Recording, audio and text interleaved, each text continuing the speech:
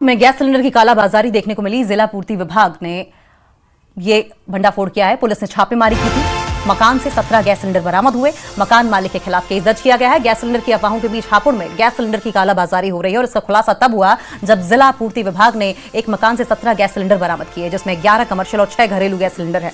पूर्ति विभाग ने मकान मालिक के खिलाफ देहात थाने में मुकदमा दर्ज कराया। जिला पूर्ति अधिकारी का कहना है कि अगर कोई शिकायत सामने आएगी तो फिर एफआईआर करके कड़ी कार्रवाई की जाएगी। शुरुआती जांच में सिलेंडर से गैस रिफिलिंग का अवैध कारोबार करने की बात सामने आई। जिस मकान से सिलेंडर बरामद हुए वो मकान मालिक किसी तरह का गैस सिलेंडर का कोई कागजात नहीं दिखा पाया। हमें एक गुप्त सूचना मिली थी। उसके अनुरूप हमने पुलिस वालों से कोऑर्डिनेट करके सप्लाई इंस्पेक्टर एआरओ को फील्ड में भेजा। वहां पर घर की तलाशी की गई। तलाशी में वहां पर 11 कमर्शियल सिलेंडर मिले, 3 एफटीएल जो छोटे वाले होते हैं और 3 हमें डोमेस्टिक सिलेंडर्स मिले। कुल वहां पर 17 सिलेंडर रखे हुए थे। वहां पर प्रथम दृश्यता यह पाया गया कि वो रिफिलिंग कर रहे थे और उसकी कालाबाजारी कर रहे थे, जिसके उपरांत उनसे बयान भी लिए गए और उन्हें कागज दिखाने के लिए कहा गया, तो उनके पास किसी भी प्रकार का कोई कागज नहीं था।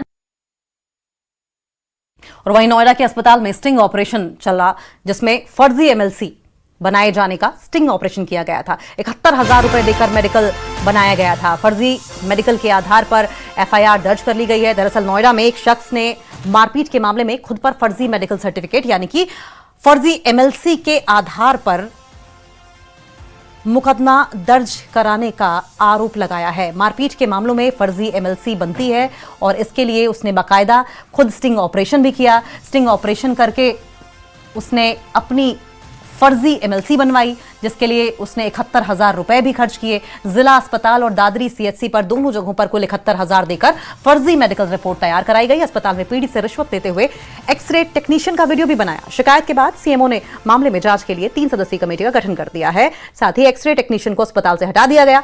पीड़ित ने डीएम मेधा रूपम से भी शिकायत की। पीड़ित का कहना है कि अपने स्टिंग ऑपरेशन से बस ये साबित करना चाहता था कि पैसे देकर सरकारी अस्पताल में फर्जी एमएलसी बनाई जा रही है।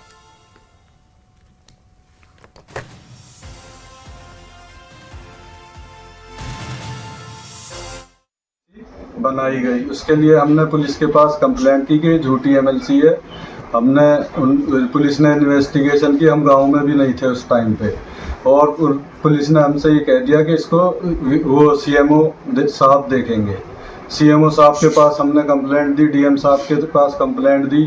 उसके बाद सीएमओ साहब ने कोई एक्शन नहीं लिया तो हमने भी फिर स्टिंग किया, क्योंकि हरासमेंट हो रहा था हमारी पूरी फैमिली का।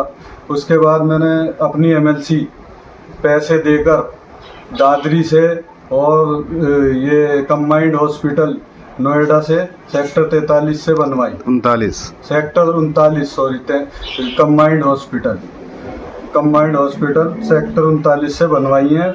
मेरी पसली में बाल दिखाया गया है, कोई स्क्रैच नहीं है, यहाँ पर कुछ नहीं है। तो मारता है कोई आदमी, निशान भी आता है कुछ। और उसके बाद मेरे गले में दिखाया गया, सिर में दिखाया गया था, कान में। ये चीज़ एमएलसी मैंने बनवाई पैसे देकर उनको। मैंने 11,000 रुपये दादरी दिए और 60,000 रुपये कंबाइंड में दिए खुलासा करने के लिए ये मैंने स्टिंग किया। हरासमेंट हो रहा था हमारा। ग्रेटर नोएडा में सीमा हैदर के बच्चे के जन्म के बाद कुआं पूजन कार्यक्रम हुआ। सीमा ने अपने बच्चे का नाम भारत रखा। सीमा हैदर ने कहा कि भारत नाम इसलिए रखा क्योंकि इससे अच्छा नाम कुछ हो ही नहीं सकता। सीमा के मुताबिक यहाँ के लोग बहुत अच्छे हैं, मुझे हिंदू रीति रिवाज बहुत अच्छे लगते हैं। सुप्रीम कोर्ट के वकील एपी सिंह भी कार्यक्रम में शामिल हुए।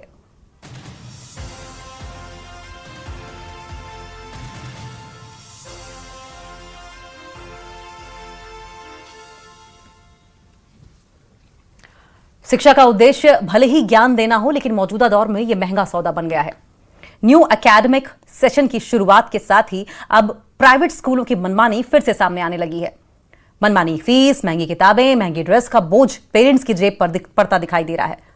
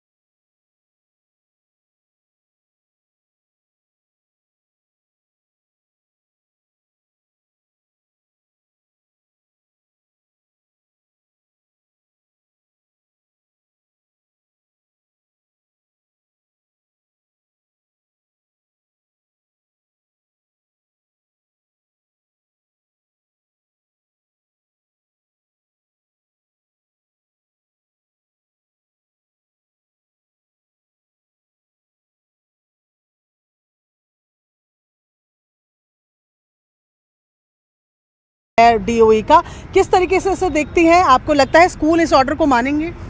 सबसे पहले प्रियंका मैं बता देती हूँ, ये ऑर्डर पिछले 3 साल से आ रहा है और हमने कोई भी बदलाव नहीं देखा। ग्राउंड में हम बात करें तो ये सिर्फ कुछ मैं नहीं बोलूँगी, मैं ये बोलूँगी नई डेट में नई तारीख में एक ऑर्डर निकाल दिया और खानापूर्ति कर दी है।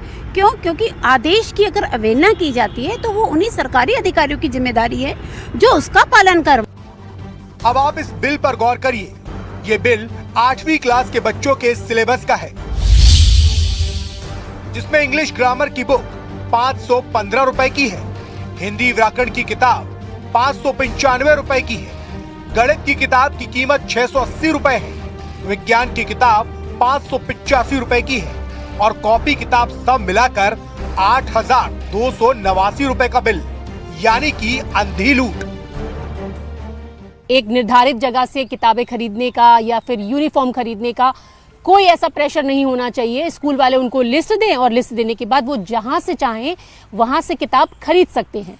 लेकिन ज़मीनी हकीकत कुछ और है। कुछ पेरेंट्स हैं मेरे साथ बात करने के लिए, उनसे ही हम जानेंगे। सर, देख रही हूँ आप लेकर आए हैं बुक्स अभी, तो क्या स्कूल वालों ने बताया था या लिस्ट दे दी थी कि कहीं से भी ले लीजिए? नहीं, कहीं से का तो कोई मतलब नहीं है, वो तो स्कूलों वालों की मोनोपोली है। जो स्कूल का जहाँ पे उनका सेटिंग बैठी हुई है, जहाँ से उनका कमीशन मिला हुआ है, उसी दुकान से आपको ये बुक्स मिलेगी। इसके अलावा आप कहीं से मार्केट में पूरी तलाश करते नहीं मिले।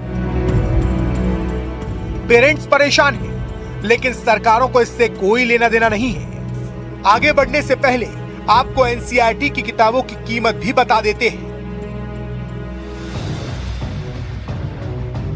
एनसीईआरटी की बात करें तो यहाँ क्लास 1 और क्लास 2 की किताबें 260 रुपए में मिल जाती हैं। क्लास 3 की किताबें 650 रुपए में मिल जाती हैं। 5th क्लास की बात करें तो किताबों की कीमत 390 रुपए है, जबकि 6th क्लास की किताबें 975 रुपए में मिल जाती हैं। 7th की किताबें 780 और 8th की किताबें 650 रुपए में मिल जाती हैं।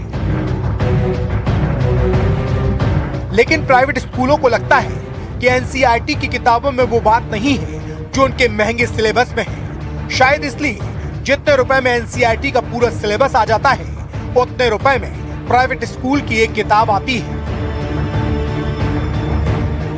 अभी आपका बच्चा कौन सी क्लास में पढ़ रहा है? PP4 में। PP4 में।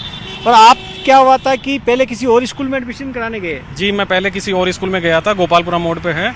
वहाँ मुझे स्कूल उनके किताबें 5500 रुपये की मुझे किताबें बताई गई और 3200 रुपये की मुझे यूनिफॉर्म बताई गई और 1500 रुपये स्टेशनरी के अलग से बताए गए।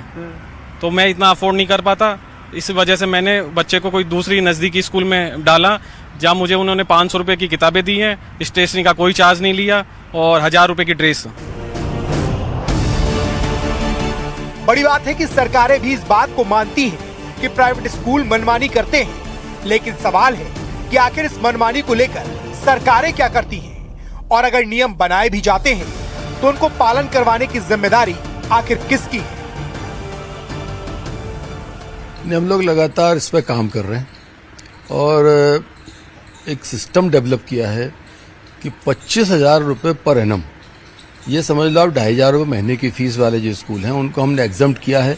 अनावश्यक उनको किसी भी किस्म की मतलब फॉर्मेलिटी से दूर रखा है उनको, क्योंकि ऐसे 25,000 रुपये साल एक आदर्श व्यवस्था है उनकी।